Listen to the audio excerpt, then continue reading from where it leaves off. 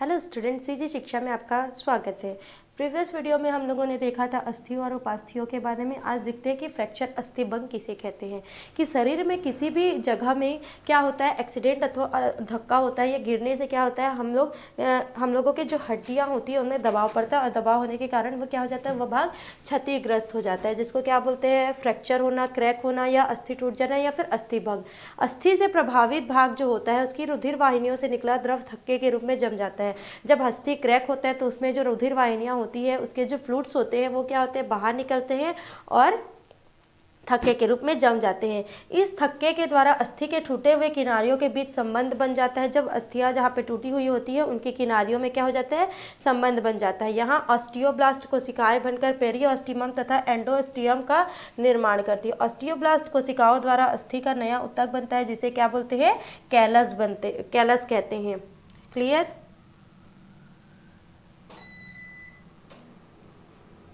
Osteoblast कोशिकाएं किसको बोलते हैं, तो ऑस्टियोब्लास्ट कोशिकाएं क्या बोलते हैं, जो टूटे हुए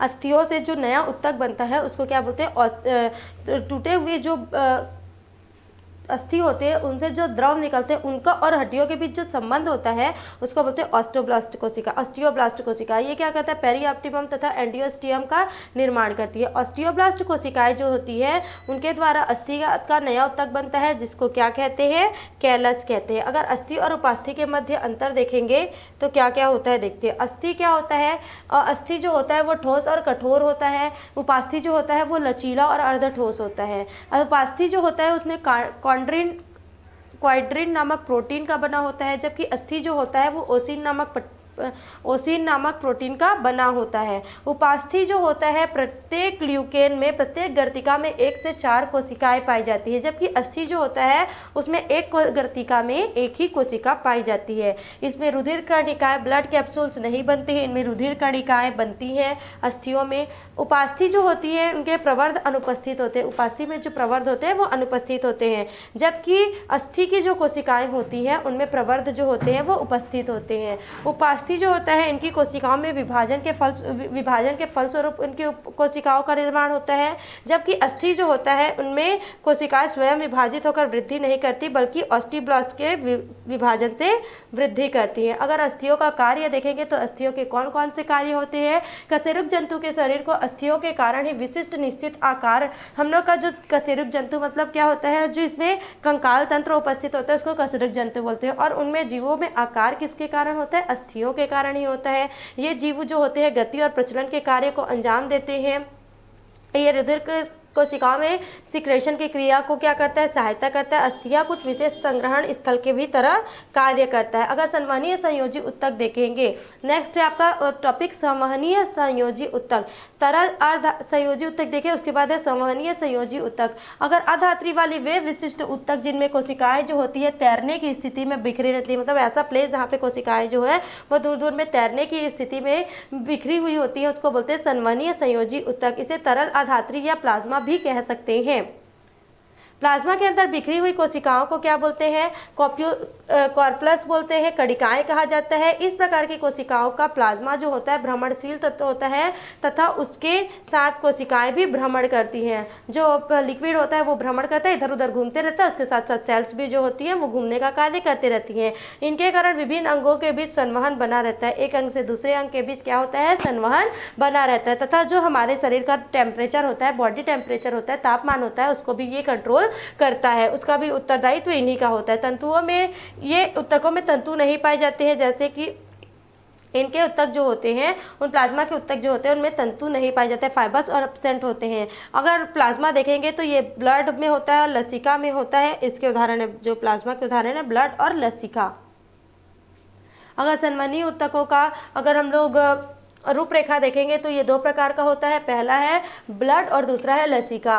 ब्लड जो होता है उसमें प्लाज्मा जो होता है 60% होता है और रक्त कणिकाएं 40% होती है। जो ब्लड होता है हमारे शरीर में उसमें जो प्लाज्मा होता है उसकी मात्रा होती है 60% और रुधिर कणिकाएं की मात्रा होती है 40%। अगर 40% देखेंगे रुधिर कणिकाएं, तो रुधिर कणिकाएं में 3 प्रकार की कणिकाएं होती हैं। वो है लाल रुधिर कणिकाएं, श्वेत रुधिर कणिका और प्लेटलेट्स। क्या क्या, लाल रुधिर कणिकाएं, श्वेत रुधिर कणिका और प्लेटलेट्स। अगर श्वेत रुधिर कणिकाओं को देखेंगे तो फिर से 2 भागों में बांटा लाल रुधिर कणिकाओं को देखेंगे तो फिर से दो भागों में बांटा गया है, आपका एग्रेन्युलोसाइट्स और ग्रेन्युलोसाइट्स। एग्रेन्युलोसाइट्स को भी दो भागों में बांटा गया है, मोनोसाइट्स और लिम्फोसाइट्स। श्वेत रुधिर कणिकाओं को तीन भागों में बांटा गया है, न्यूट्रोफिल्स, बेसोफिल्स और एसिडोफिल्स। क्लियर, ये है संवहनी उत्तकों का रूपरेखा।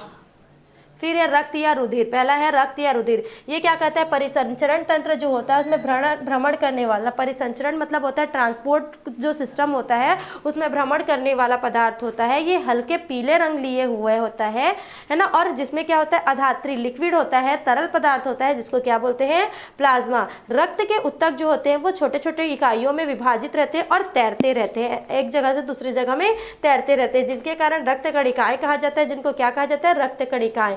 रक्त कणिकाओं के समन्वयन से बनता है। पहला है प्लाज्मा।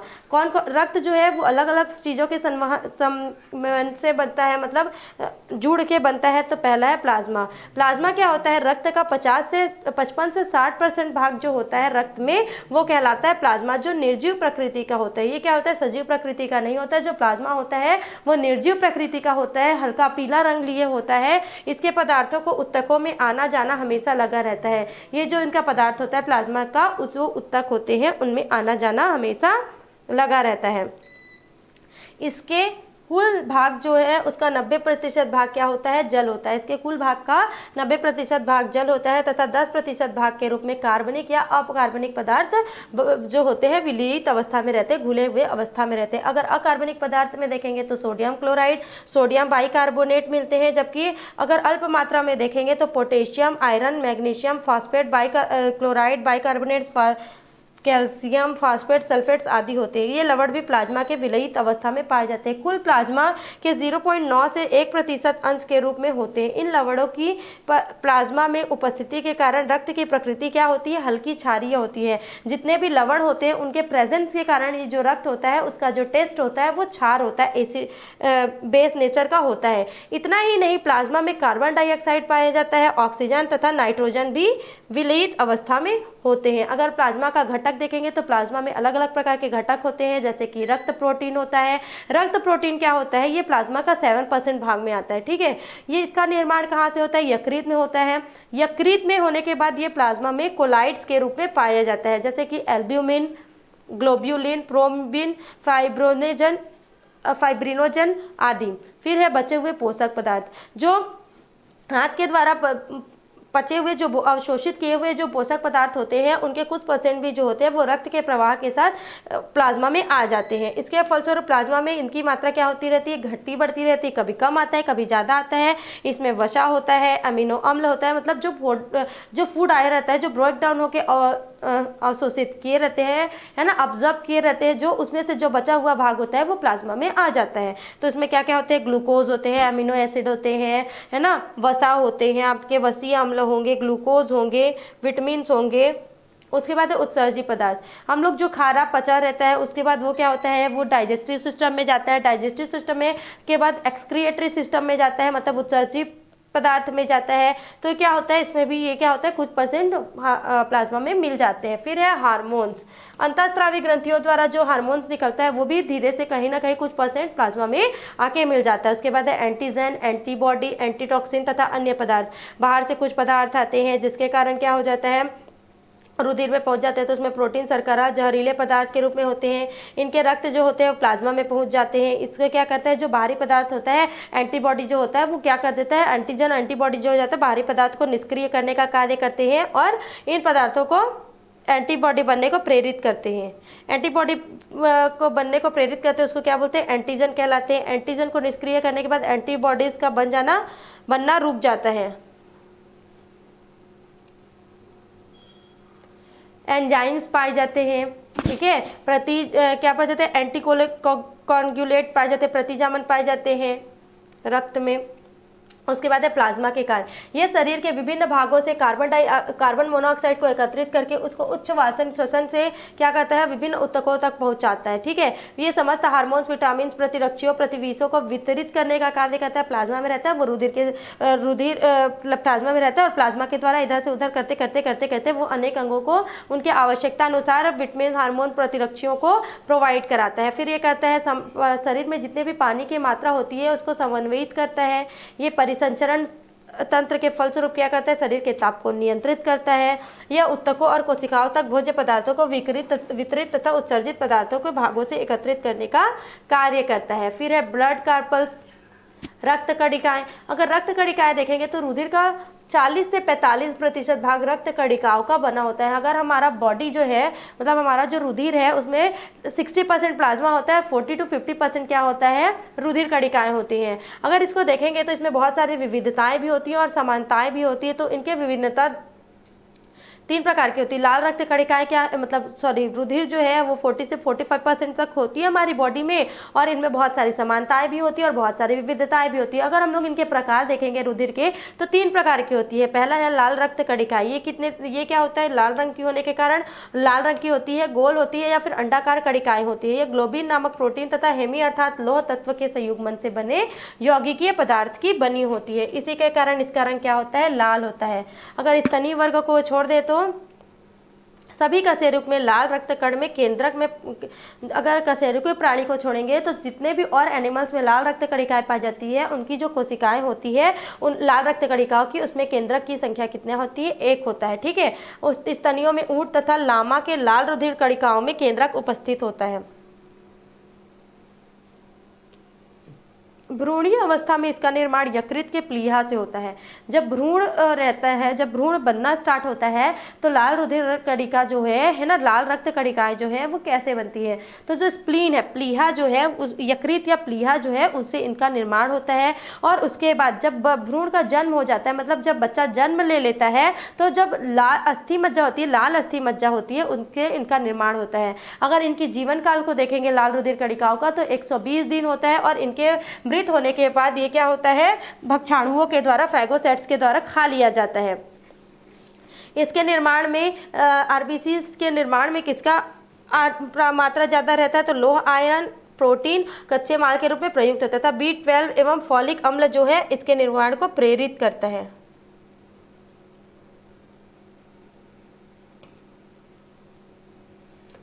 इसके लाल रंग के लिए उत्तरदायी यौगिक कौन सा है, हीमोग्लोबिन। हीमोग्लोबिन की उपस्थिति के कारण जो लाल रुधिर कणिका जो है उसका रंग क्या होता है, लाल होता है। यह हीमेटिन और ग्लोबिन का संयुक्त यौगिक होता है।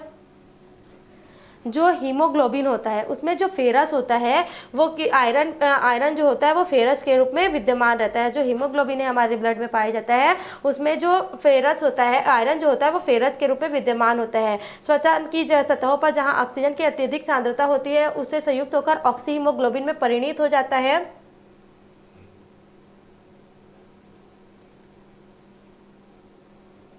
तब क्या करता है, देखो ऑक्सीजन को ग्रहण करता है, फिर ऑक्सी हीमोग्लोबिन हो जाता है। फिर जब ये क्या करता है, परिसंचरण तंत्र में घूमता है ना, तो जब ये घूमता है तो जिस कोशिका को, जिस ऊतक को या फिर जिस अंग को ऑक्सीजन की आवश्यकता होती है उनको ये देते जाता है, वितरित करते जाता है और उसके बाद क्या कर देता है, उसको रिलीज कर देता है। वहाँ पे जाके जिसको नीड होता है वहाँ पे वो छोड़ देता है ऑक्सीजन। ठीक है, तो इससे क्या होता है, ये ऑक्सी हीमोग्लोबिन बनाया, पहला चीज। दूसरा चीज ये हो गया कि ऑक्सीजन के वाहक का भी कार्य करता है।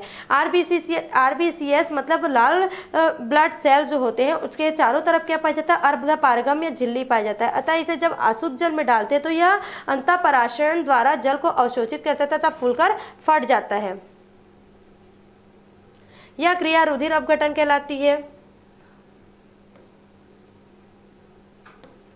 फिर जब हीमोग्लोबिन मतलब जब आपका आरबीसीएस जो है वो मर जाता है, 120 दिन में मर जाएगा उसका, है ना, मरने का दिन है उसका 120 दिन, तो उसके बाद मर जाता है। तो उसके द्वारा क्या होता है, उसको फैगोसाइट्स द्वारा खा लिया जाता है। फिर जो स्प्लीन या प्लीहा है आपका, मतलब स्प्लीन, प्लीहा या फिर यकृत जो है उसको क्या करता है, उसमें जो हीमोग्लोबिन होता है, आरबीसीएस में क्या पाया जाता है, हीमोग्लोबिन पाए जाते हैं। तो जो हीमोग्लोबिन होता है उसमें हीमेटिन और ग्लोब्यूलिन हीमेटिन और ग्लोब्यूलिन जो पाया जाता है हीमोग्लोबिन में, उसको क्या कर देता है, अपघटित करना, तोड़ना शुरू कर देता है। हीमेटिन का जो लौह घटक होता है वो क्या करता है, रुधिर में मुक्त कर दिया जाता है, जो कि पुनः हीमोग्लोबिन के संश्लेषण में, मतलब दूसरी जगह में हीमोग्लोबिन के निर्माण में सहायक हो जाता है।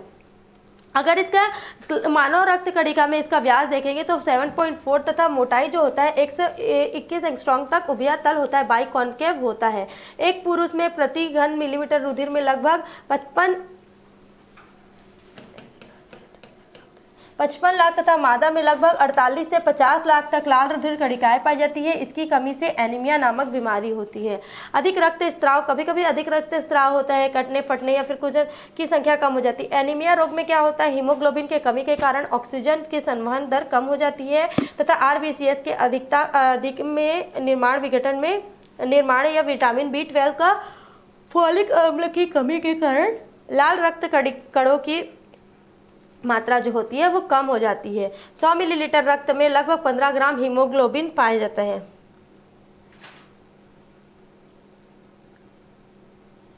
जो लाल रक्त कणिकाएं होती है ना, लाल रक्त कणिकाएं, उसमें अगर देखेंगे तो कार्बन डाइऑक्साइड और ऑक्सीजन, उसका नियमन जो होता है या फिर संवहन जो होता है उसको कौन करता है, तो आरबीसीएस करता है। अतिरिक्त पीएच का नियमन भी करता है। ये स्वस्थ व्यक्ति में अगर देखेंगे तो उसके बाहर से 7 से 8% तक का रक्त होता है। औसतन एक व्यक्ति अगर 70 किलो का है तो उसमें लगभग 5 लीटर रक्त जो होगा वो उपस्थित होगा। ठीक है। शोथ या प्रदाह या जलन या कई क्रियाओं की श्रृंखला होती है। उत्तकों को किसी कारण से चोट लगने पर गर्मी से, विष, रसायन आदि के कारणों से आरंभ होती है। शोथ या प्रदाह या जलन जो होता है क्यों होता है, देखो ये सिर्फ ऐसा नॉर्मल टॉपिक है ना। तो क्या होता है, ये चोट लगने से या गर्मी से या विष, रसायन आदि के कारण से क्या होता है, आरंभ होता है। ये इसमें क्या होता है कि कोशिकाएं जो होती है वो बेसोफिल 3 वाहक विस्तार पदार्थ जैसे कि हिस्टेमिन, सीरोटोनिन, हिपेरिन मुक्त करते हैं, जिससे हिपेरिन पदार्थ जो है वो कोशिकाओं की रक्त जो वाहिकाओं को फैला देता है तथा दीवारों को पारगम्य बनाते हैं। उत्तक द्रव्य में आ जाते हैं, इस कारण यह लाल गर्म हो जाता है। इस अवस्था को जलन, शोथ या प्रदाह कहते हैं। क्या बोल रहे हैं कि जब कोई भी चोट लगता है या फिर कोई भी कारण बस हमारा जो क्या होता है, बॉडी जो होता है उसमें क्या होता है, जो उत्तक होते हैं वो क्षतिग्रस्त हो जाते हैं। तो क्या होता है, जो मास्ट कोशिकाएं होती है या फिर बेसोफिल्स जो होते हैं वो विस्तारक पदार्थ का स्त्रावण करते हैं। विस्तारक पदार्थ क्या होता है, हिस्टेमिन, सीरोटोनिन, हिपेरिन जो होता है उसका स्रावण करते हैं। यदि हिपेरिन पदार्थ को कोशिकाओं के रक्त वाहिनियों को फैला देते हैं तब दीवारों को पारगम्य बनाते हैं, तो उत्तक जो द्रव्य में आ जाते हैं, जो उत्तक होते हैं वो द्रव में आ जाते हैं। इस कारण ये स्थान लाल हो जाता है और अवस्था को जलन या फिर शोथ या प्रदाह कहते हैं। अगर एलर्जी देखेंगे तो एलर्जी क्या होता है कि अगर किसी एंटीजन उच्च प्रतिरक्षा स्थापित हो चुकी है तो वो उसकी मात्रा जो है शरीर में पहुंच जाती है, तो कुछ क्षणों में शरीर में सुरक्षात्मक प्रतिक्रियाएं होने लगती हैं। एंटीजन जो होता है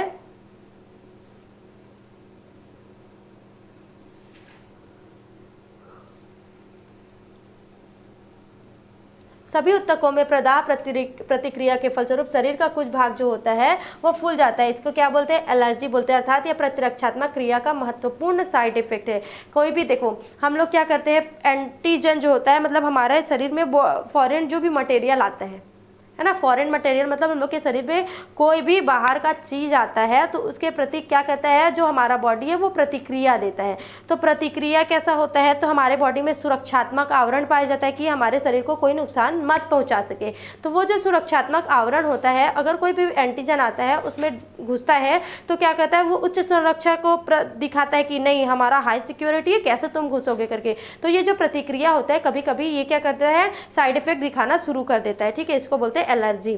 फिर है श्वेत रक्त कणिकाएं, व्हाइट ब्लड सेल। ये क्या होती है, आप में लाल कणिकाओं से बड़ी होती है, ये अनियमित आकार की होती है और अमीबीय प्रकृति की पाई जाती है तथा इसकी संख्या जो होती है ब्लड में कम होती है। ये रंगहीन होती है, इसलिए इसको श्वेत रुधिर कणिका बोलते हैं। वर्ण है ना, हीमोग्लोबिन या उसके किसी भी तरह के वर्णक का अभाव होता है, इसमें हीमोग्लोबिन नहीं पाया जाता है। ये केंद्रक युक्त होती है, इसका आकार जो होता है वो अनियमित होता है और क्या होता है, रूपांतरित होकर रुधिर की वाहिकाओं के या कोशिकाओं के अंदर कोशिकीय अवकाशों से बाहर आकर पास के उत्तकों में विचरण करती है। इनका यह लक्षण कोशिका परण कहलाता है। मानव रक्त के प्रति घन मिलीमीटर रुधिर में 5000-9000 की संख्या में श्वेत रक्त कणिकाएं पाई जाती है।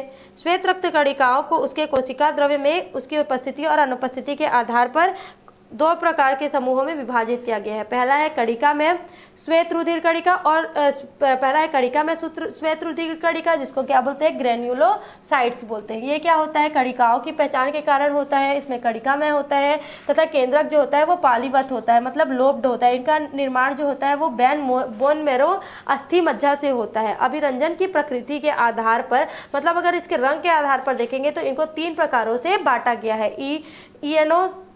इओसिनोफिल्स, ये इओसिन अम्लीय अभिरंजक से अभिरंजित हो जाता है। क्या बोल रहे हैं कि अगर इसको अभिरंजन की प्रकृति, इसको रंग करने की प्रकृति के आधार पर देखेंगे तो कणिका में श्वेत रुधिर कणिकाओं को 3 प्रकार से बांटा गया है। इओसिनोफिल्स, इसका कोशिका द्रव्य अत्यंत घने रूप से व्यवस्थित होकर बड़े आकार के कणिकाओं में सजा रहता है। इसका केंद्रक जो होता है वो 2 पिंडों में बटा होता है तथा दोनों पिंड एक पतले सूत्र द्वारा एक दूसरे से जुड़े होते हैं। श्वेत रुधिर कणिका का 1 से 5% भाग ये होता है और इनका व्यास जो होता है 10 म्यू से 12 म्यू तक होता है। ये भी प्रतिरक्षात्मक प्रणाली, एलर्जी तथा संवेदनशीलता का नियमन करती है। इसकी संख्या बढ़ जाने पर इओसिनोफिलिया नामक बीमारी होती है तथा क्या होता है, हमारा जो शरीर है वो धीरे धीरे भूलने लगता है और खांसी आने लगती है। इसका इओसिनोफिल्स को एसिडोफिल्स या ऑक्सीफिल्स भी कहते हैं। अगर दूसरा देखेंगे बेसोफिल्स, ठीक है, अभिरंजन के आधार पर ना बेसोफिल्स, ये मिथाइल ब्लू जैसे क्षारीय अभिरंजक के अभिरंजित करने से होती है। इनका जो कोशिका द्रव्य है वो अपेक्षाकृत अल्प कणिका में होता है। इनका जो केंद्रक होता है वो एस आकार में होता है, जैसे कि इओसिनोफिल्स का जो केंद्रक होता है वो लोब्ड होता है, पाली में होता है इस प्रकार का। इसका जो केंद्रक होता है एस प्रकार का होता है और इसमें 2 से अधिक पिंडों का बना होता है। ये समस्त श्वेत रुधिर कणिकाओं का 0.5 से 2% तक का भाग कौन होता है, बेसोफिल्स रहता है।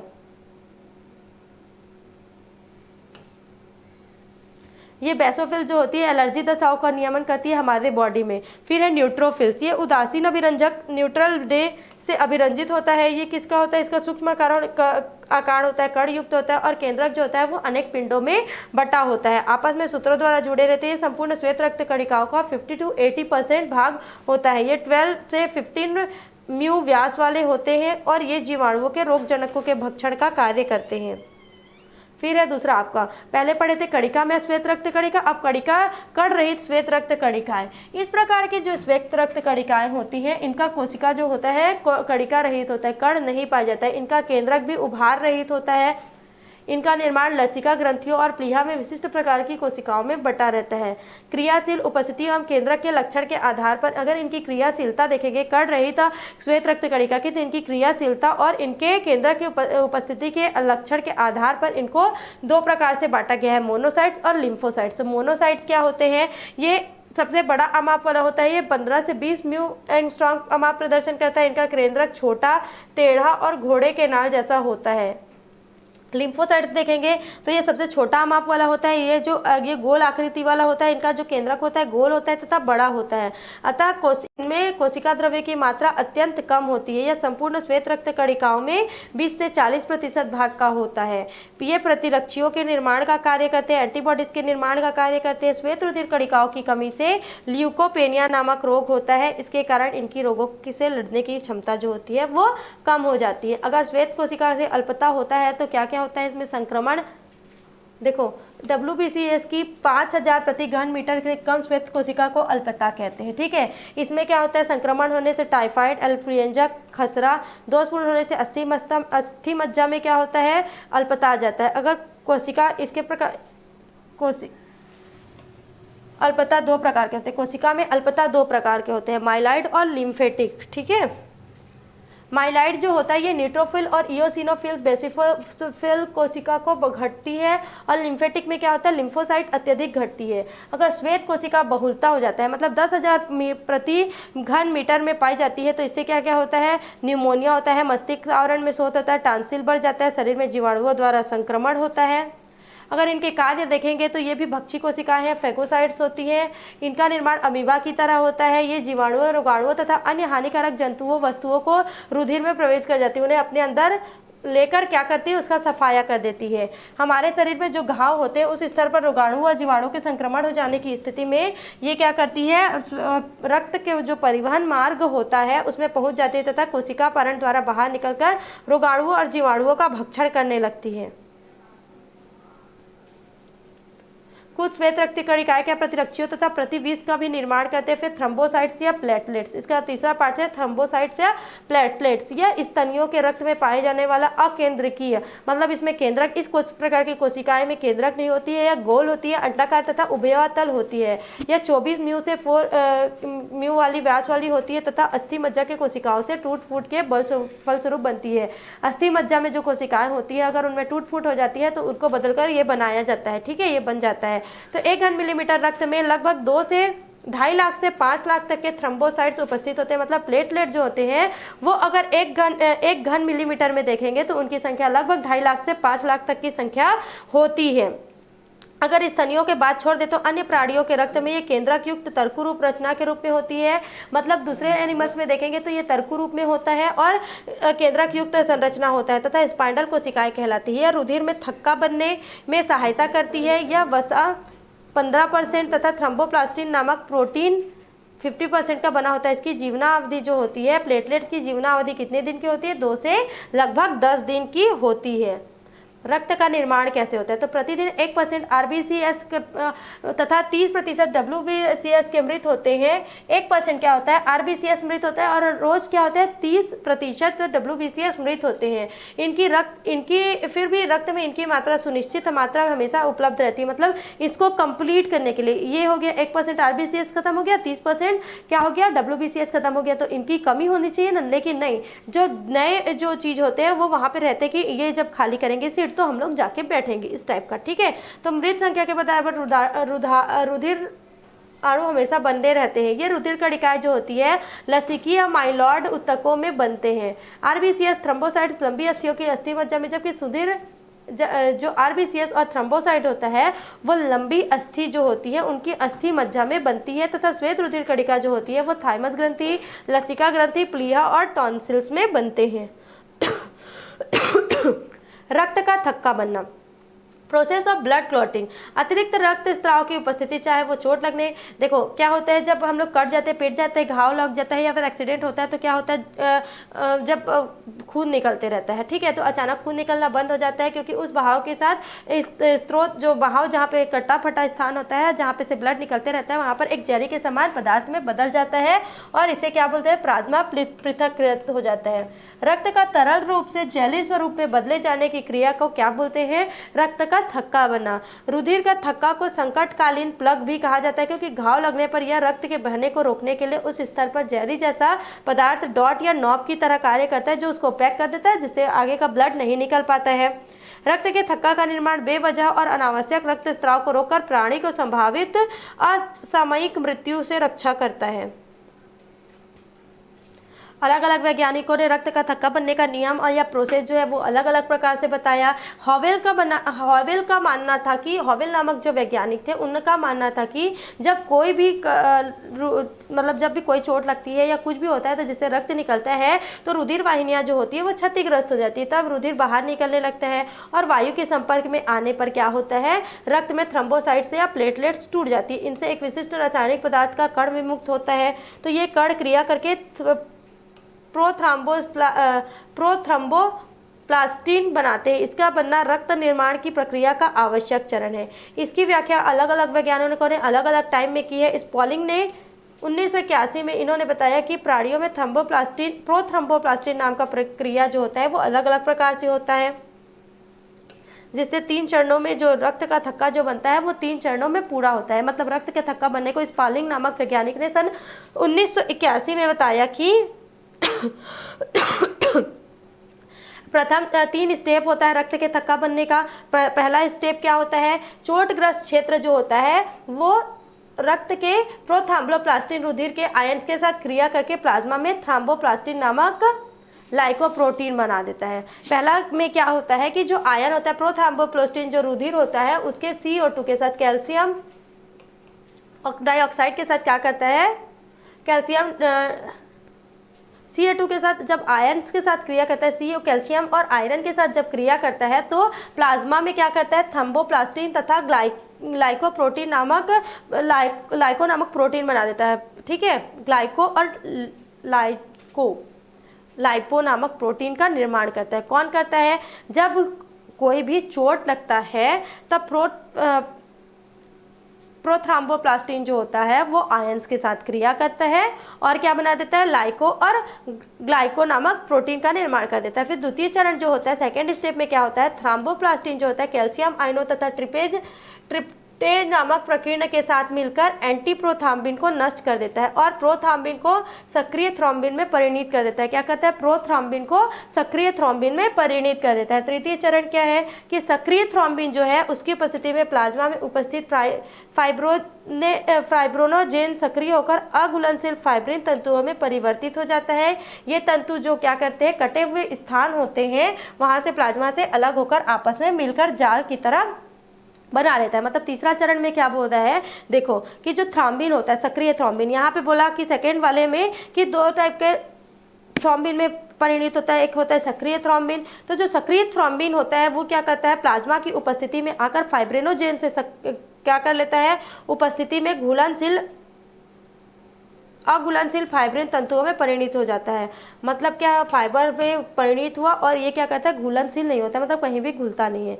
जो तंतु होते हैं वो जो फाइबर्स हो गए, जो तंतु है वो क्या करते हैं, कटे हुए स्थान से प्लाज्मा से अलग होकर जब कट जाता है स्थान, कोई भी स्थान कट जाता है तो वो बाहर निकलते हैं और बाहर निकलने के बाद क्या करता है कि वो जो तंतु होते हैं वो प्लाज्मा से अलग होकर एक जाल बना लेते हैं। ठीक है, इस प्रकार का जाल बना लेंगे और ये जाल को ही क्या बोलते हैं, थक्का बोलते हैं। और ये क्या कहता है, ये जाल जो होता है वो चोट को इस प्रकार से पैक कर देता है जिससे रक्त जो बह रहा है वो बहना बंद हो जाता है और रक्त का बहना बंद होने को ही क्या बोलते हैं, ब्लड क्लॉटिंग कहा जाता है। ठीक है, इसमें क्या होता है, इसके पश्चात जो फाइब्रिन तंतु होता है वो संकुचित हो जाते थे। मतलब ये फाइब्रिन तंतु का जो निर्माण हुआ है, जाल जो बनाया है जिसके वजह से रक्त का थक्का बना है, वो क्या हो जाते हैं, संकुचित हो जाते हैं, फिर अलग हो जाते हैं। 3 स्टेप्स में सबसे शॉर्ट फॉर्म में बता रही हूँ मैं। 3 स्टेप्स में क्या बोल रहा है, पहले कि प्रोथ्रोम्बिन प्लास्टिन जो रुधिर होता है वो कैल्शियम आयन से क्रिया करता है और प्लाज्मा में थ्रोम्बोप्लास्टिन नामक और लाइकोप्रोटीन नामक प्रोटीन्स का निर्माण करता है। फिर सेकेंड स्टेप में या द्वितीय चरण में क्या करता है, जो थ्रोम्बोप्लास्टिन होता है, थ्रोम्बोप्लास्टिन क्या करता है, कैल्शियम आयन के साथ मिलकर एंटी थ्रोम्बोप्लास्टिन को नष्ट कर देता है। जो एंटी थ्रोम्बोप्लास्टिन होता है, जो खाने आया रहता है, उसको नष्ट कर देता है और क्या का निर्माण करता है, प्रोथ्रोम्बिन को सक्रिय रूप में ला देता है। फिर जो सक्रिय थ्रोम्बिन होता है वो सक्रिय थ्रोम्बिन क्या करता है, प्लाज्मा में उपस्थित, जो प्लाज्मा पहले से उपस्थित है उसमें जो फाइब्रोजेन होते हैं उसके साथ क्रिया करता है, उसके साथ अघुलनशील तंतु का निर्माण होता है। और यही अघुलनशील तंतु निकलता है कब, जब चोट लगता है तो बाहर निकलता है और प्लाज्मा से अलग हो जाता है और अलग होने के कारण क्या कर लेता है, वहाँ पे जाल का निर्माण कर लेता है। जाल का निर्माण करने के कारण जो रक्त होते हैं वो बाहर नहीं निकल पाते और जो जाल होता है उसके कारण रक्त का बहना बंद हो जाता है और वही जाल क्या कहलाता है, रक्त का थक्का कहलाता है। क्लियर। उसके बाद जब रक्त का थक्का बन जाता है उसके बाद क्या होता है, थोड़ी देर बाद वो कुछ समय बाद वो फाइब्रिन तंतु जो होते हैं वो संकुचित हो जाते हैं। अगर प्राणियों में देखेंगे तो जो रक्त का थक्का होता है वो छोटा होता है तथा थक्का क्षेत्र से प्लाज्मा जो होते हैं वो पीले तरल पदार्थ के रूप में विमुक्त हो जाते हैं। मतलब जहाँ पे थक्का बनता है वहाँ पे जो प्लाज्मा भी निकलता है वो क्या होता है, पीले पदार्थ के रूप में बाहर निकल जाते हैं। थक्का के नीचे की कोशिकाएं विभाजित होकर नई कोशिकाओं का निर्माण करती है। जस्ट लाइक अगर पैर है तो यहाँ पे चोट लगा है तो यहाँ की जो कोशिकाएं हैं वो धीरे धीरे ऊपर और नीचे की जो कोशिकाएं हैं वो क्या करती हैं, ग्रोथ करती है, विभाजन करती है और क्या करती है, कालांतर में ये घाव को भर देती है।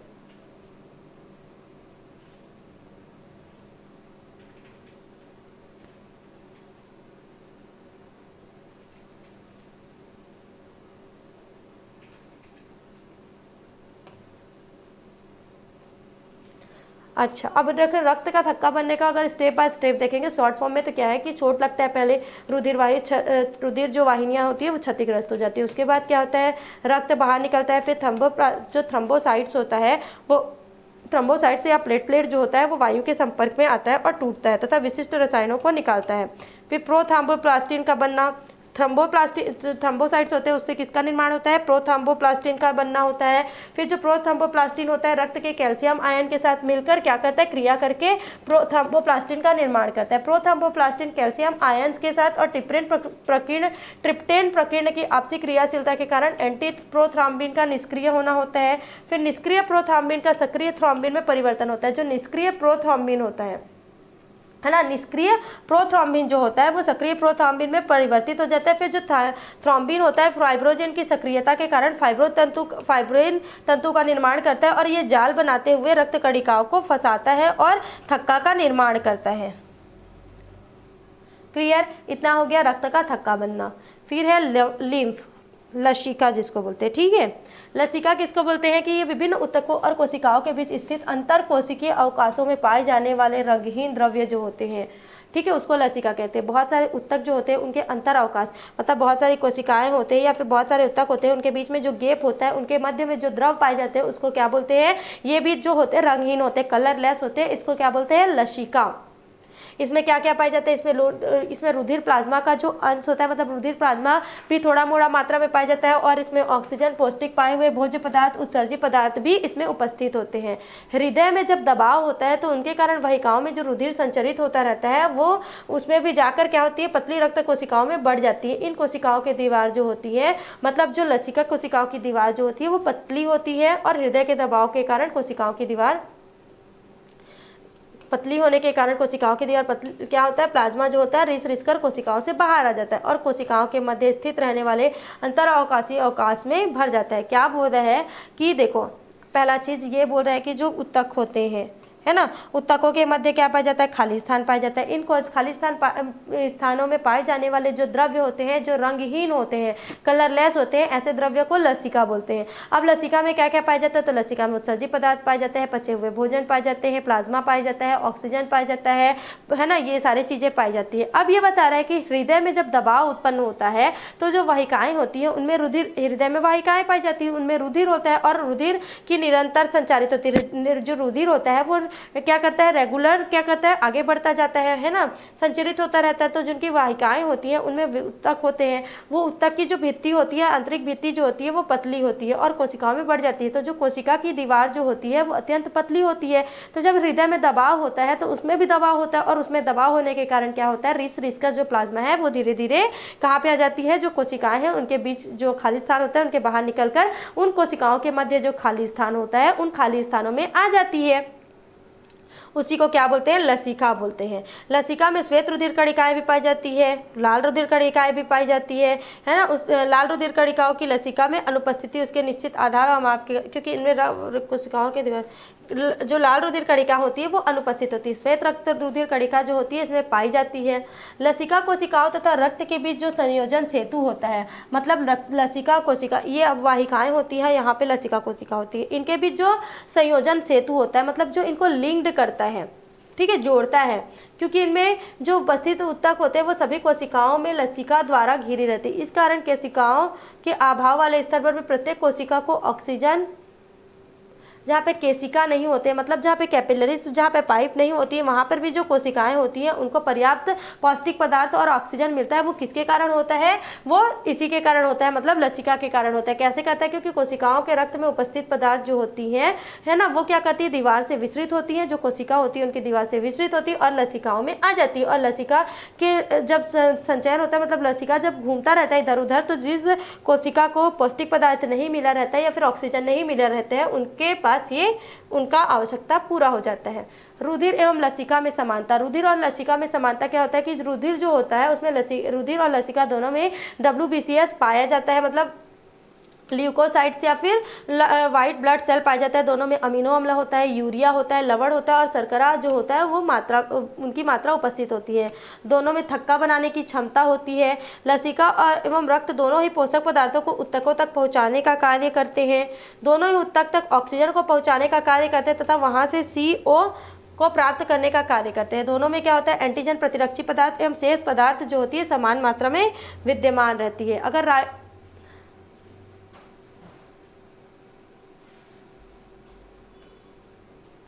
राउली अक्ष जो होता है फॉर्मेशन, राउली अक्ष, नेक्स्ट टॉपिक है आपका राउली अक्ष निर्माण। ताज़ा रक्त की जो बूंद होती है उसको स्लाइड पर कवर स्लिप से ढक देते हैं और इसको लाल रुधिर कणिका को एक दूसरे पर सिक्कों की भांति सजाकर चिपका देते हैं। इस क्रिया को रूलो निर्माण कहते हैं। क्या बोलते हैं, रूलो निर्माण।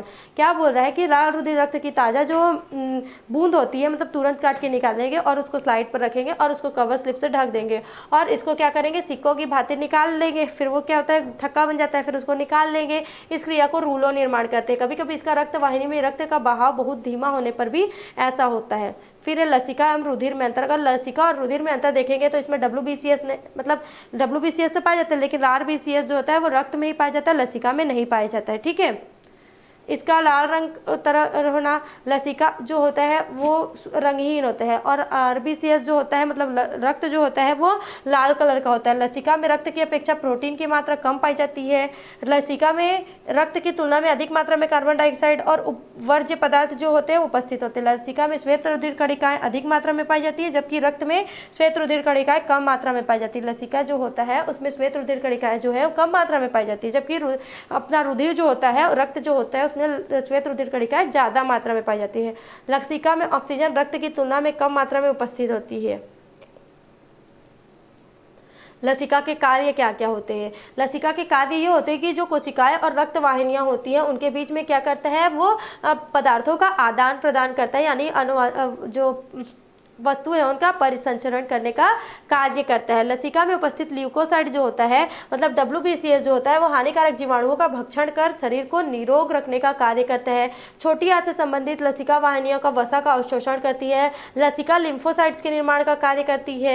लिम्फ नोड में मनुष्य में छन्ने का कार्य करती है, जिसके कारण रोगाणु, धूल के कण, कैंसर कोशिकाएं तथा अन्य हानिकारक पदार्थ जो है वो नोड स्थल पर जाने से पहले ही रुक जाते हैं तथा उपयोगी पदार्थ ही क्या होता है, रक्त में पहुंचता है। फिर नेक्स्ट उत्तक है हमारा पेशीय कुंचनशील उत्तक।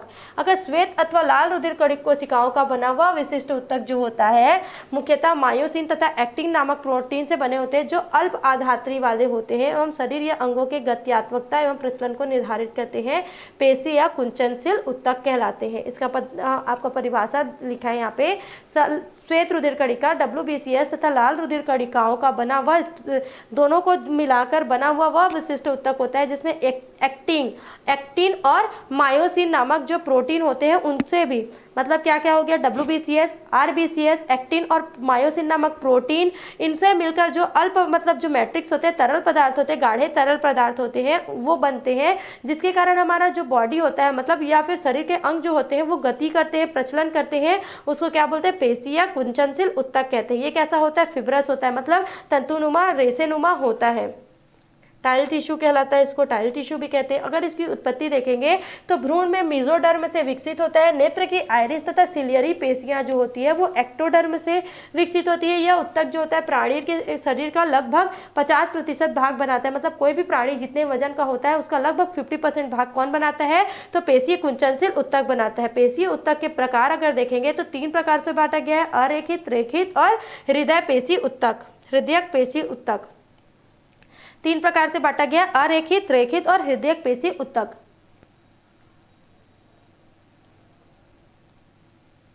अरेखित या अनैच्छिक पेशी तर्कु रूप में देखेंगे तो अर्थात मध्य चौड़ी तथा दोनों ओर से सक्रिय होती है। मध्य जो होता है वो चौड़ा होता है और दोनों ओर से सकरा होता है। ठीक है, इनकी जो पेशीय कोशिकाएं हैं वो पेशी तंतु झिल्ली द्वारा आपस में सटे रहते हैं। इनका जो पेशी है मतलब वो क्या होता है, आपस में एक दूसरे से सटे रहते हैं और लगभग 0.02 मिलीमीटर लंबे एवं 0.6 मिलीमीटर चौड़ा होता है।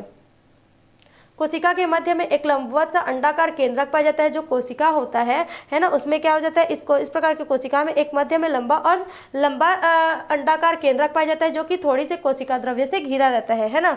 ये जो है कोई भी कोशिका है अगर इसमें लंबा और बड़ा जो होता है केंद्रक पाया जाता है और इसके आसपास थोड़ी सी ही कोशिका द्रव्य होती है, जिसे सार्कोप्लाज्म कहते हैं। इसमें जो कोशिका द्रव्य होता है उसको क्या बोलते हैं, सार्कोप्लाज्म।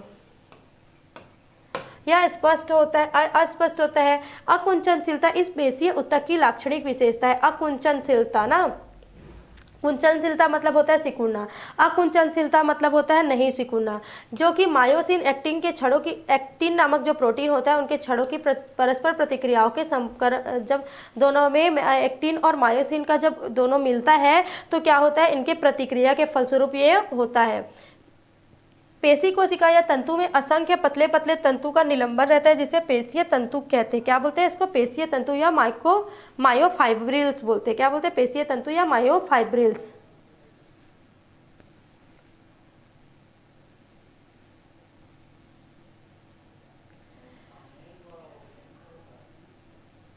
फिर है पेशीय कोशिका।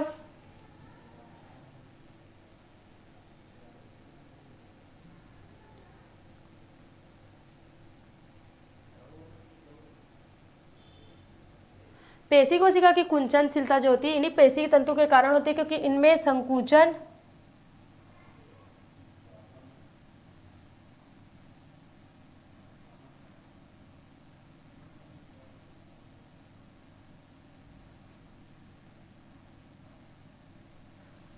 पेशीय कोशिका जो होती है इनकी कुंचनशीलता इसी पेशी तंतु के कारण होती है, क्योंकि इनमें संकुचन तथा स्थलन का गुण पाया जाता है।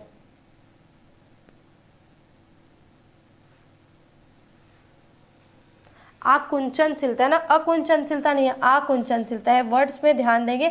आकुंचनशीलता मतलब है कि सिकुड़ना, अकुंचनशीलता मतलब होता है नहीं सिकुड़ता है। ठीक है, तो पेशीय कोशिका जो होती है हमारे बॉडी में उसमें मतलब उनमें सिकुड़ने का कार्य जो होता है वो इसी के कारण ही होता है, इसी तंतु के कारण। किसके, कौन से तंतु के कारण? मायोसिन और एक्टिन, इन दोनों की छड़ के जब प्रतिक्रिया करता है, इन दोनों का छड़ जब आपस में टकराता है और क्रिया करता है, इसी कारण इनमें कुंचनशीलता पाया जाता है, क्योंकि इनमें संकुचन और शिथिलन का गुण पाया जाता है। संपूर्ण पेशी कोशिका के चारों तरफ सार्कोलेमा नामक एक विहीन आवरण पाया जाता है। अरेखित पेशियां जो होती है प्रायः समूहों अर्थात पूलों में ही स्थित रहती है। समूह में होंगी या फिर पूलों में होंगी। पेशीय तंतु की व्यवस्था की विभिन्नता के आधार पर शरीर में अरेखित पेशियां जो होती है मुख्यतः दो प्रकार की पाई जाती है। बहुइकाइक नाम से सूचित करते हैं तथा एकल इकाइक। बहुइकाइक और एकल इकाइक। बहुइकाइक जो होते हैं वो अरेखित पेशियों में पेशी तथा तंतु परस्पर पृथक रहते हैं और स्वतंत्र रूप से कार्य करते हैं। एकल इकाइक जो होते हैं पेशियां जो होती है पूलों में एकत्रित रहती है और अंतराल संधियों द्वारा जुड़े रहते हैं। ये अरेखित पेशियों का उदाहरण है। इसमें पाया जाता है न्यूक्लियस जो होता है, फिर इसके बाद सार्कोप्लाज्म होता है, माइसोफाइब्रिल्स और सार्कोलेमा पाया जाता है। ठीक है, इस प्रकार का उत्तक जो होता है वो आहार नाल में पाया जाता है। अरेखित उत्तक जो होता है, अरेखित पेशीय उत्तक जिसको बोलेंगे, इसमें किसमें पाया जाता है? आहार नाल में पाया जाता है। मूत्राशय, पित्ताशय, रुधिर वाहिनियों, श्वास नली इत्यादि की दीवारों में पाई जाती है, जो अनैच्छिक रूप से गति करते हैं। अनैच्छिक रूप से गति मतलब क्या होता है कि हमारी इच्छा के विरुद्ध, मतलब हम लोग अगर चाहेंगे तब ही और नहीं चाहेंगे तब भी वो अपना कार्य करेगा ही। ठीक है, इस कारण इन्हें अनैच्छिक पेशियां कहते हैं। इन वॉल्यूड एंट्री मसल्स कहते हैं। इन अंककाली पेशियों का भी कहते हैं, क्योंकि ये कभी भी अस्थियों से नहीं जुड़ती है। ये अंककाली पेशियां कहते हैं किसको? अरेखित पेशियों को क्या बोलते हैं? अकंकाली पेशियां कहते हैं। ठीक है, और इसके साथ अनैच्छिक पेशियां भी कहते हैं। अरेखित पेशीय उत्तक की पेशियां जो होती है वो स्वायत्त तंत्रिका तंत्र द्वारा फैलाई रहती है, इस कारण इनकी क्रिया पर कोई नियंत्रण हमारा नहीं होता है। ठीक है, इनमें संकुचन धीमा लेकिन देर तक के लिए निश्चित क्रम में होता रहता है। उत्तक जो होते हैं वो सभी अंगों की गतियों के लिए जिम्मेदार है, जो अपने आप गति करती है। पेशीय तंतु के विन्यास के आधार पर ये पेशियां दो प्रकार की होती है। अच्छा, ये सब छोड़ो, अरेखित पेशियों के अगर हम लोग उदाहरण की बात करते हैं तो ये हमारे अरेखित पेशियों के उदाहरण में है हमारा आंखों में पलकों का झपकना, ये है हमारा अनैच्छिक क्रिया। ठीक है, हमको प्यास लगना, यह है अनैच्छिक क्रिया। अगर हम आपको पीन चुभोते हैं आपके बॉडी में तो आप उसके प्रति जो रिएक्ट करते हो, उसके विपरीत जो रिएक्ट करते हो, प्रतिक्रिया देते हो, उसको बोलते हैं अनैच्छिक क्रिया। ठीक है, ये केस में होता है अरेखित पेशियों के माध्यम से होता है। अगर अरेखित पेशियों को देखेंगे तो दो प्रकार से बांटा गया है। एकल इकाई अरेखित पेशियां, ये क्या होता है? यह पेशी जो होता है वो तंतु पुलों अथवा चादर के रूप में विन्यस्त होते हैं। ठीक है, पूरे बॉडी में ये आपस में रिक्त स्थान रूपी संधि से जुड़े रहते हैं और ये पेशी तंतु मिलकर कारिक इकाई के रूप में कार्य करते हैं। एकल इकाई पेशियां अधिकतर अंगों तथा खोखले अंगों की भित्तियों में पाई जाती है।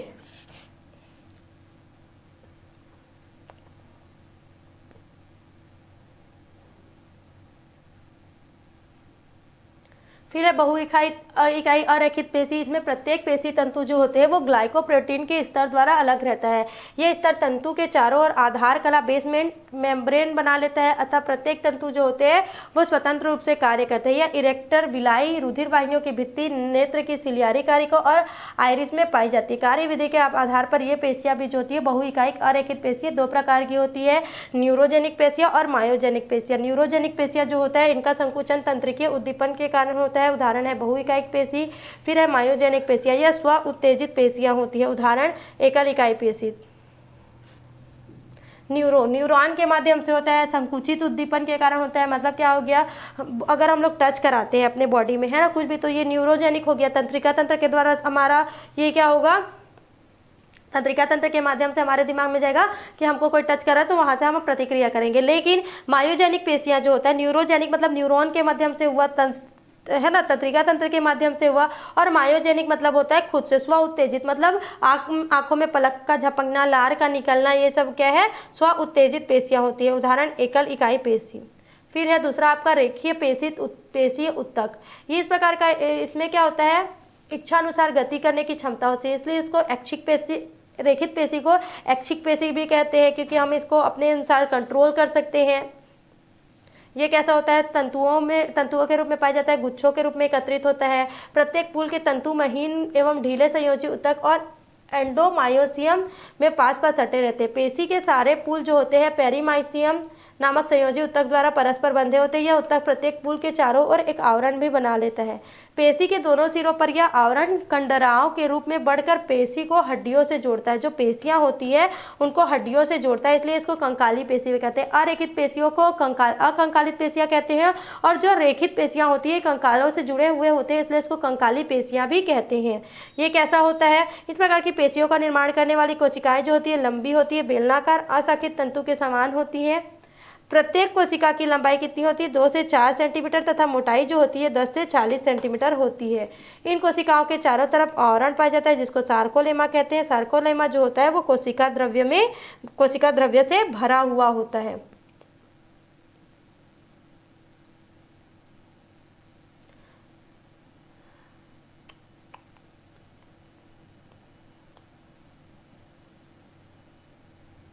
रेखित पेशियों का अगर अनुप्रस्थ काट देखेंगे तो इस प्रकार का दिखाई देता है। इसमें सार्कोलेमा होता है, सार्कोप्लाज्म होता है, न्यूक्लियस पाया जाता है, लंबाकार होता है, बेलनाकार होता है, लाइट बैंड्स पाए जाते हैं इसमें, और डार्क बैंड्स पाए जाते हैं। ठीक है, ये कंकालों से जुड़ा होता है। इसमें भी जो कोशिका द्रव्य होता है सार्कोप्लाज्मा के नाम से जाना जाता है। कोशिकाएं जो होती है बहुकेंद्रकीय होती है, मल्टीन्यूक्लिएट होती है, बहुकेंद्रकीय। देखो ये वाला जो कोशिका है इसमें बहुत सारे न्यूक्लियस है ना, मल्टीन्यूक्लिएट होता है। प्रत्येक केंद्रक जो होता है वो चपटा होता है और अंडाकार होता है। सार्कोप्लाज्म में अनेक धागे के समान जो सार्कोप्लाज्म होता है मतलब कोशिका द्रव्य जो होता है वो धागे के समान महीन और एक दूसरे के समानांतर पेशीय तंतु स्थित होते हैं। प्रत्येक पेशी तंतु सार्कोप्लाज्म की पतली परतों द्वारा एक दूसरे से अलग होते हैं। पेशी तंतु जो होते हैं मतलब वो क्या होता है, सार्कोप्लाज्म में एक गैप के द्वारा अलग अलग होते हैं। इन्हीं तंतुओं के कारण पेशियां जो है वो फैलती है और सिकुड़ती है। किसके, जो सार्कोप्लाज्म में जो फाइबर जो होते हैं वो उपस्थित होते हैं, पेशीय तंतु उपस्थित होते हैं, उन्हीं के कारण तंतु के पेशियां जो होती है वो फैलती है और सिकुड़ती है। संरचनात्मक रूप से प्रत्येक तंतु जो होती है वो अवकाश घाड़ी तथा हल्की पट्टियां, डार्क और लाइट बैंड्स पाई जाती है। पट्टियां जो होती है एक के बाद एक होती है, जस्ट लाइक ये देखो लाइट और डार्क पट्टियां। यहाँ लाइट पट्टियां हैं और फिर डार्क पट्टियां होंगी, लाइट पट्टियां होंगी फिर लाइट पट्टियां। और देखो ये है खाली स्थान जो होगा लाइट पट्टियां, और जो बैंड के रूप में होगा उसको बोलेंगे डार्क पट्टियां। ठीक है, गहरे रंग वाली पट्टी ए बैंड, जिसको क्या बोलते हैं, हल्के रंग वाली पट्टियां जो होती है लाइट बैंड कहलाती है। बैंड्स में एक्टिन की छड़ें पाई जाती है। इन पट्टियों के मध्य एक एक महीन आड़ी छड़ के स्थित होती है जिसे क्या बोलते हैं, 7 रेखा कहते हैं। इन बैंड्स के कारण यह रेखा जो होती है दिखाई पड़ती है। 2 क्रमिक जेड रेखाओं के मध्य स्थित भाग को पेशीय खंड या सार्कोमियर कहते हैं। 2 भाग जो होती है वो रेखाओं में स्थित होती है तो उसको क्या बोलेंगे, सार्कोमियर कहते हैं। ठीक है,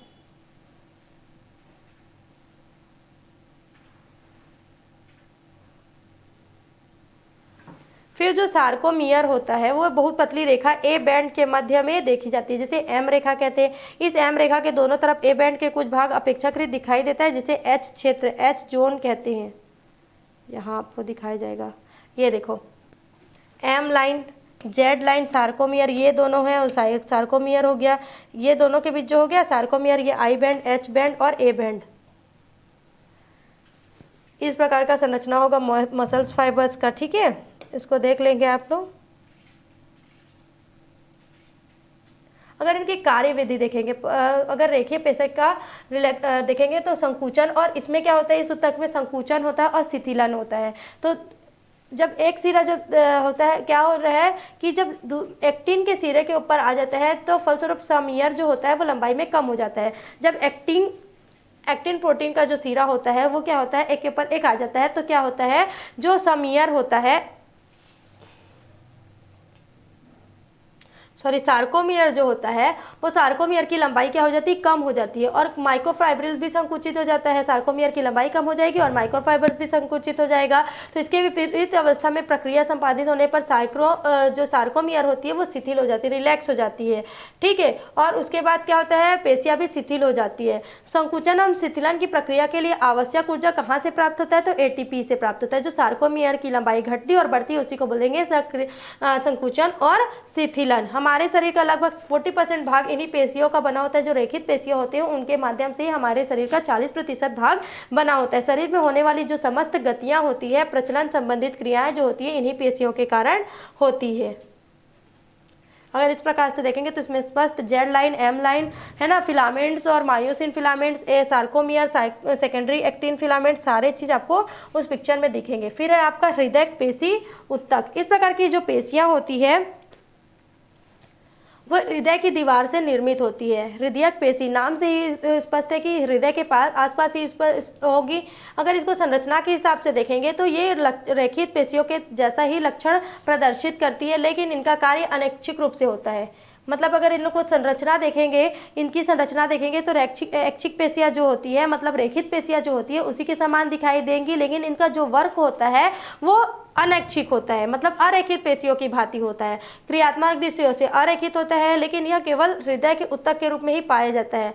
इन्हें इसलिए हृदयक पेशीय उत्तक कहते हैं। इस उत्तक की पेशियां जो होती है वो जीवन पर्यंत सक्रिय रहती है, ठीक है। इनके निष्क्रिय होते ही प्राणी की मृत्यु हो जाती है। जो हृदय पेशी होती उत्तक होती है, अगर ये इनएक्टिव हो गया है ना, या फिर अपना काम करना बंद कर दिया इन्होंने, तो क्या हो जाएगा, ये हम मर जाएंगे। जो जंतु जगत जो होगा वो मृत्यु की स्थिति में आ जाएगा। इस कारण ये उत्तक जो होता है वो अत्यधिक एटीपी का खपत लेता है।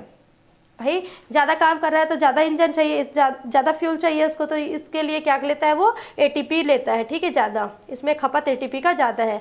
अगर इसकी पेशियां देखेंगे तो इसकी पेशी में कोशिका जो लगभग होती है 50 म्यू से लगभग 100 म्यू लंबी तथा 20 म्यू तक चौड़ी होती है। कितना, 50 म्यू से लगभग 100 म्यू लंबी तथा 20 म्यू तक चौड़ी होती है। प्रत्येक पेशी जो होता है वो एक केंद्र की होता है। प्रत्येक पेशी में क्या होता है, एक केंद्रक पाया जाता है तथा शाखित होता है। ये जो पेशियां होती है शाखित होती है और नजदीकी पेशियों से जुड़ी होती है। मतलब ये कैसा होता है, इसमें एक केंद्रक होता है, इसके बाद ये शाखित होती है और शाखित होने के बाद फिर से दूसरे से जुड़ी रहती है, फिर यहाँ से जुड़ी रहेगी। इनकी सभी कोशिकाएं आपस में जुड़कर एक जाल का रूप बना लेती है। इसमें ये बताया गया है पहले ही कि ये सब जुड़ा रहता है, कि एक ही केंद्रक पाया जाता है। तो सबके जुड़े रहने के कारण ये कैसे संरचना बना लेती है, जाल के जैसा संरचना बना लेती है। इस पेशी कोशिकाओं के जुड़ने के स्थान पर मोटी मोटी पट्टियां पाई जाती है, जिन्हें अंतर्विष्ट पट्टियां कहते हैं। जहां पर ये दो पेशियां जो होती है वो आपस में कोशिकाओं से जुड़ती है, मोटी मोटी पट्टियां पाई जाती है, जिन्हें अंतर्विष्ट पट्टियां कहते हैं, इंटरकैलेटेड डिस्क कहते हैं। इन कोशिकाओं में भी माइक्रोफाइब्रिल्स होते हैं। इनकी जो कोशिकाएं होती है, मतलब इस पेशियों में जो कोशिकाएं होती है उनमें क्या स्थित होता है, माइक्रोफाइब्रिल्स, मतलब छोटी तंतु उपस्थित होता है। इसमें भी ए बैंड्स, आई बैंड्स, जेड रेखा आदि संरचनाएं पाई जाती है। इनकी कोशिकाओं के बीच बीच में ढीले रूप से संयोजी इनकी जो कोशिका होती है, हृदयक पेशी रेखा के जो हृदयक पेशी जो होता है उत्तक जो होता है, उनकी जो कोशिकाएं होती है उनके कुछ कोशिकाओं के मध्य में ढीले संयोजी उत्तक पाए जाते हैं, जो कि रुधिर कोशिकाओं से जुड़ा रहता है। अगर इनका कार्य देखेंगे तो हृदय को क्रमिक रूप से एक निश्चित अंतराल पर कुंचन करना, मतलब वो जो लिप डप का आवाज आता है हमारे हृदय से, वो हृदयक पेशी कोशिका के कारण होता है या फिर उत्तकों के कारण होता है। ये जीवन पर्यंत गतिशील होता है, मतलब भ्रूण से लेकर टॉम टू वर्म बोलते हैं ना, मतलब वो जन्म से मृत्यु तक हमारे शरीर में अपनी गतिशीलता बनाए रखता है और अनथक रूप से स्पंदन निर्बाध रूप से बनाए रखता है, ठीक है। ये इस प्रकार का दिखाई देता है। ब्रांच्ड होता है, शाखित होता है, बोल रहे एक केंद्रक होता है, बोल रहे जाल के नुमा दिखाई देता है। इसमें भी सार्कोलेमा होते हैं, ब्रांचिंग फाइबर्स होते हैं, इस प्रकार का ये दिखाई देता है। फिर है तंत्रिकी या चेतना उत्तक। विशिष्ट उत्तकों की वह प्रणाली जो जीवों में सोचने तंत्रिकी है। तंत्रिका तंत्र आ गया। अब तंत्रिका तंत्र का वर्क ही क्या होता है, सोचने, समझने, विचार करने का, हमारे जो बॉडी में जो संवेदनाएं हो रहे हैं उनको ग्रहण करके उसके प्रति प्रतिक्रिया देने का कार्य कौन करता है, तो तंत्रिका तंत्र। तो तंत्रिकी या चेतना उत्तक जो है वो तंत्रिका तंत्र का ही अंग होता है, और वही जो होते हैं वो तंत्रिका तंत्र में जितने भी ऊतक होते हैं वो यही सारे काम करते हैं, मतलब सोचने की, समझने की, संवेदनाओं को मस्तिष्क तक पहुंचाने की कार्य करते हैं। तंत्रिका कोशिका यानी न्यूरॉन्स तथा न्यूरोग्लिया का बना होता है। यह भ्रूण के एक्टोडर्म की न्यूरल प्लेट से बनता है। किससे बनता है? जो भ्रूण में न्यूरल प्लेट होता है उससे इसका निर्माण होता है। तंत्रिका कोशिका या न्यूरॉन्स, ये तंत्रिका तंत्र की इकाई कोशिका होती है। ये बड़ी, बहुरूपी तथा 4 से 135 म्यू से उससे भी अधिक अमाप वाली हो सकती है। मुख्य भाग जो होता है इसमें प्रवर्ध में विभेदित किया जा सकता है। तंत्रिका कोशिका का मुख्य भाग जो होता है वो कोशिका काय या साइटॉन कहलाता है। क्या कहलाता है? तंत्रिका जो तंत्र होता है उसका मुख्य भाग क्या कहलाता है? साइटॉन कहलाता है। इसमें एक गोल केंद्रक तथा कोशिका द्रव्य साइटोप्लाज्म पाए जाते हैं। कोशिका द्रव्य में माइटोकॉन्ड्रिया उपस्थित होता है, एंडोप्लाज्मिक रेटिकुलम और बहुत सारे कोशिकीय अंग जैसे कि गाल्जी काय, लाइसोसोम जो होते हैं वो पाए जाते हैं। कोशिका काय में एक या एक से अधिक कोशिकीय प्रवर्ध निकले होते हैं। ये प्रवर्ध 2 प्रकार के होते हैं, डेंड्रॉन और पहला होता है डेंड्रॉन। डेंड्रॉन जो होता है ये छोटे प्रवर्ध होते हैं, छोटी रेशे टाइप के होते हैं जो कोशिका काय से निकलते हैं। ये आधार के पास मोटे हो जाते हैं, लेकिन इनका जो शीर्ष होता है वो पतला होता है। जैसे इस प्रकार का निकला तो इस प्रकार से मोटा से निकलेगा और इधर पतला हो जाएगा, ठीक है। बटा होता है जिन्हें क्या बोलते हैं? डेंड्रोइट्स कहते हैं। इसमें निसिल्स कर पाए जाते हैं। फिर होता है एक्सॉन। एक्सॉन जो होता है वो कोशिका से निकलने वाला एकल और लंबा तथा बेलनाकार प्रवर्ध होता है जो एक्सॉनिया तंत्रिकाक्ष कहते हैं। इसके स्वतंत्र शीर्ष पर निकलने वाले शाखाओं को टीलोडेंड्रियो कहते हैं। क्या बोलते हैं? टीलोडेंड्रियो। इन शाखाओं के शीर्ष में क्षेत्र में छोटी गुंडी जैसी रचनाएं लगी होती हैं जिसे शीर्षस्थ गुंडी कहते हैं।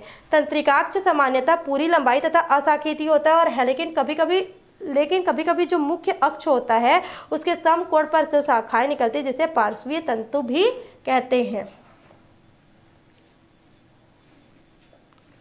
प्रत्येक एक्सॉन जो होता है ना, एक्सॉन जो होता है वो क्या बोल रहा है कि कोशिका से निकलने वाला एकल, मतलब एक होता है, लंबा प्रवर्ध होता है। उसके साथ साथ क्या होता है? स्वतंत्र शीर्ष जो होता है उससे शाखाएं निकलते हैं जिसको टीलोडेंड्रिया कहते हैं। इन शाखाओं के शीर्ष पर जब इन शाखा यहाँ से निकल गया, फिर ये 2 हो गया, शाखायित हो गया, टीलोडेंड्रॉन हो गया। इसमें छोटी छोटी गुंडी जैसे संरचनाएं लगी रहती है जिसको शीर्षस्थ गुंडी कहते हैं। तंत्रिकाक्ष जो होता है वो पूरी लंबाई तथा अशाखित होता है, लेकिन कभी कभी क्या हो जाता है? मुख्य अक्ष से समकोण पर शाखाएं निकलती है जिसे पार्श्व तंतु कहते हैं। अगर एक्सॉन के चारों ओर देखेंगे तो विशिष्ट कोशिकाओं का बना हुआ आवरण पाया जाता है जिसको क्या बोलते हैं? न्यूरोलेमा कहते हैं। जो भी एक्सॉन होता है उसके आसपास कोशिकाओं का बना हुआ विशिष्ट कोशिका बना होता है जिसको न्यूरोलेमा कहते हैं। इनकी कोशिकाओं को स्वान कोशिकाएं भी कहा जाता है। कभी कभी तंत्रिकाक्ष तथा न्यूरोलेमा के बीच में चमकीले वसीय पदार्थ की एक सतह पाई जाती है जिसे समलयन खोल माइलिन शीत कहते हैं। यह खोल जो होता है वो लगभग प्रत्येक 1 मिलीमीटर से दूरी पर खंडित टूटी होती है। इन जगहों पर न्यूरोलेमा संकीर्णित होकर एक्सॉन को स्पर्श करता है। इस स्थानों को क्या बोलते हैं? रेनवियर संधि कहते हैं। नोट्स ऑफ रेनवियर की संधि कहा जाता है। ये है आपका, देखो इसमें डेंड्रॉन, साइटॉन सब एक साथ दिखेगा, ठीक है। देखो ये जो जुड़ा हुआ भाग होता है इसको नोड ऑफ रेनवियर बोलते हैं, ठीक। माइलिन शीत यहाँ वाले भाग को बोलते हैं, अभी हम लोगों ने पढ़ा न्यूरोलेमा, एक्सॉन। ये है, देखो ये जिस प्रकार का फैला हुआ दिखाई देता है इसको बोलते हैं डेंड्रॉन। डेंड्रॉन के पीछे लंबा भाग होता है इसको बोलते हैं एक्सॉन। डेंड्रॉन में क्या बोलते हैं? डेंड्राइट्स पाया जाता है, न्यूक्लियस पाया जाता है, निसिल्स ग्रेन्यूल्स पाया जाता है और साइटोन पाया जाता है। फिर ये एक्सॉन। एक्सॉन में न्यूरोलेमा, माइलिन शीत, कोलेटरल फाइबर्स पाए जाते हैं, सिमेंटिक डिस्क पाई जाती है, नोड ऑफ रेनवियर पाए जाते हैं। ये कहाँ से जुड़ा होता है? मसल से जुड़ा होता है। इसको बोलते हैं, अंतिम वाला भाग को बोलते हैं सिनेप्सिस, ठीक है। फिर उसके बाद सिनेप्सिस से दूसरा साइटॉन मतलब जुड़ जाता है, इसको एक्सॉन का एंडिंग बोलते हैं। फिर से दूसरा साइटॉन आके या फिर डेंड्रॉन जो है वो आके जुड़ जाता है जिसमें क्या पाया जाता है? डेंड्राइट्स पाए जाते हैं, ठीक, क्लियर। इसी चीज़ को यहाँ पे डिटेल में बताया गया है कि कुछ डेंड्रॉइड्स जो होते हैं दूसरी तंत्र कोशिका के एक्सॉन से युग्मबद्ध होकर विशिष्ट जुड़े रहते हैं जिसको ब्यूरॉन्स कहते हैं।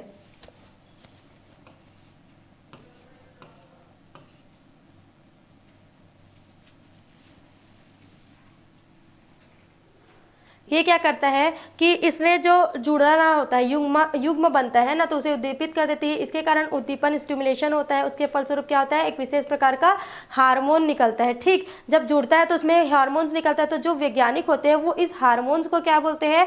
एसिटिल कोलिन हार्मोन नाम से बताते हैं, प्रमाणित करते हैं कि यह हार्मोन क्या करता है, पड़ोसी कोशिका का जो डेंड्रॉन होता है उसको दीपित कर देता है। इस तरह संवेदना एक कोशिका से दूसरी कोशिका में जो कि तो पहुंच जाती है। इस विधि द्वारा जो शरीर होता है वो संवेदनाओं को संचरण करता है। संवेदनाएं मस्तिष्क तक पहुंच जाती है न्यूरॉन्स और साइटॉन और एक्सॉन्स के द्वारा। उसके बाद क्या होता है, तंत्रिका कोशिकाएं जो होती है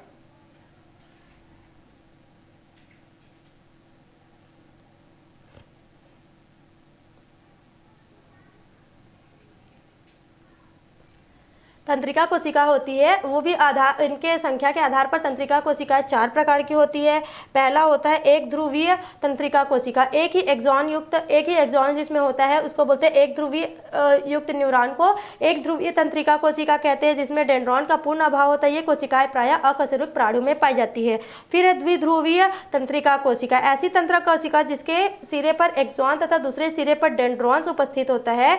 एक सिरे पर क्या होता है, एक्सॉन होता है, दूसरे सिरे पर डेंड्रॉन होता है, उसको क्या बोलते हैं, द्विध्रुवीय तंत्रिका कोशिका कहते हैं। ये आंखों के रेटिना स्तर में पाया जाता है। फिर तीसरा है बहुध्रुवीय तंत्रिका कोशिका। इस प्रकार के न्यूरॉन जो होते हैं उसमें एक एक्सॉन तथा एक से अधिक डेंड्रॉन उपस्थित होता है। एक एक्सॉन होगा और बहुत सारे डेंड्रॉन्स उपस्थित होते हैं।